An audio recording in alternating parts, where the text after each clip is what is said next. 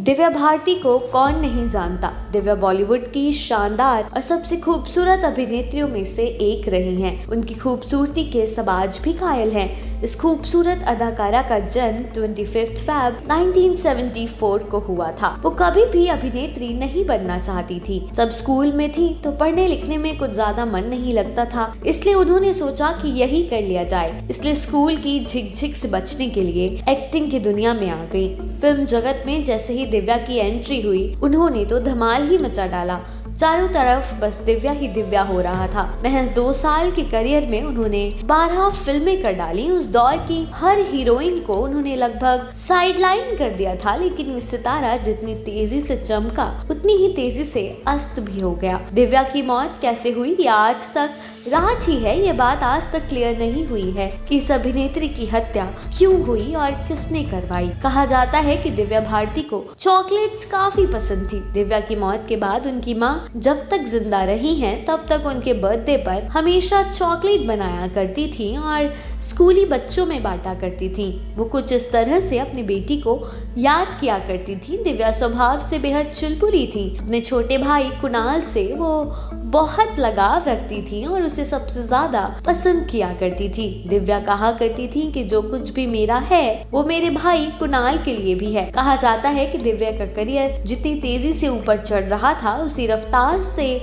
उन पर इश्क का खुमार भी चढ़ा। शूटिंग के दौरान वो डायरेक्टर साजिद नाडियाडवाला के संपर्क में आई और दोनों ने गुपचुप तरीके से 10th मई 1992 के दिन शादी कर ली। कहा जाता है कि उस दौरान दिव्या ने इस्लाम कबूल किया और अपना नाम सना नाडियाडवाला कर लिया। हालांकि करियर पर असर ना पड़े, इसके लिए नए रिश्ते को दुनिया से छुपा कर रखा गया था। साल 1993 की बात है।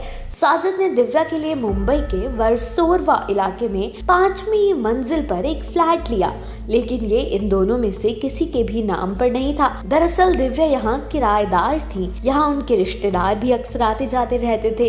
जिंदगी बेहद खूबसूरत अंदाज में गुजर रही थी कि अचानक एक हादसा हो गया। 5 अप्रैल 1993 दिव्या इस दिन हैदराबाद से मुंबई लौटी थी और बेहद खुश भी थी, क्योंकि उसी दिन उन्होंने 4 बेडरूम के फ्लैट की डील साइन की थी।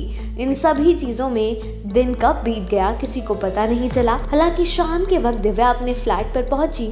उनके साथ फैशन डिजाइनर नीता लुल्ला और उनके पति श्याम लुल्ला मौजूद थे। वहीं मेड किचन में काम कर रही थी।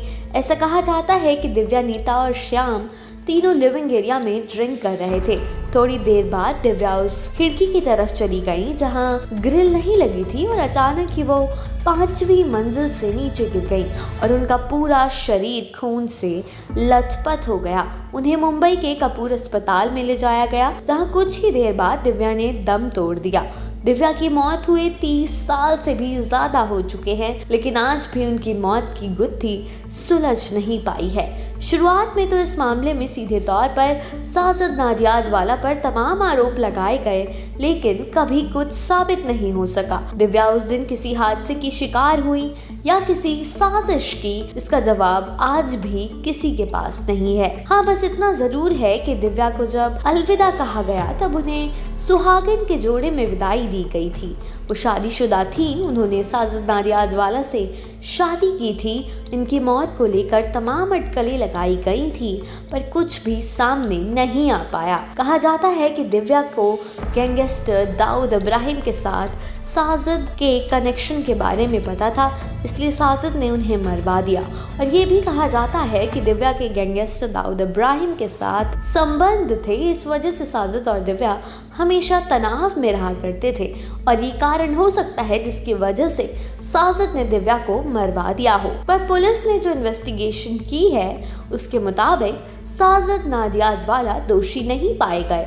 ऐसा भी कहा जाता था कि उनकी मौत ज्यादा शराब पीने की वजह से हुई, यानी कि उन्होंने ज्यादा शराब पी ली थी। इस वजह से वो खुद को कंट्रोल नहीं कर पाई और बालकनी से नीचे गिर गईं। पर उस दिन उन्होंने बस थोड़ी सी मॉरिशस रम के अलावा और कुछ भी नहीं लिया था। हाँ, पर उनके अंदर खुद को नुकसान पहुंचाने की प्रवृत्ति थी। जब वो बहुत परेशान हो जाया करती थी तो खुद को ही नुकसान पहुंचा लिया करती थी। जब उनकी मौत हुई तब उनके हाथों पर वो निशान थे जो उन्होंने खुद सिगरेट बट से जलाए थे। किस्से कहानी में आज के लिए बस इतना ही। और कहानियों को जानने के लिए देखते रहिए किस्से कहानी।